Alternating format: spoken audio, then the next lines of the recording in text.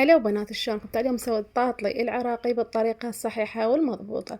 هنا بنات خليت ملعقتين من الشيرة وملعقتين من الزيت، وراح اخلي وياهم كوبين من المي. بعد ما يفور المي اخلي وياهم كوبين من الطحين وملعقتين من النشا. بنات هاي الطريقة مضبوطة واعتمدوها. هنا بعد ما فار المي خليت كوبين من الطحين ملعقتين من النشا. ان شاء الله المقادير راح اكتبها لكم تحت الفيديو. اعتمدوها بنات، كلش طيبة. هنا بنات بديت اعجن بيه. طبعا بعد ما طفيت الطباخ راح استخدم هاي الفورمة الكبيرة. اذا ما عندكم بنات هاي الفورمة تقدرون تستخدمون بطلة زيت تقصونه وهم راح يطلع لكم نفس هذا الشكل.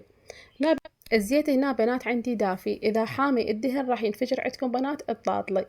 هنا بعد ما خليته رأسة النبرة 5 دقائق تقريبا او اقل، عليت الطباخ حتى يستوي عندي وياخذ عندي هذا اللون. بس بالبداية لازم بنات الزيت دافي يكون.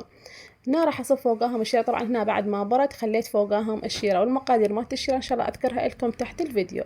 ها شكل النهائي، باي باي.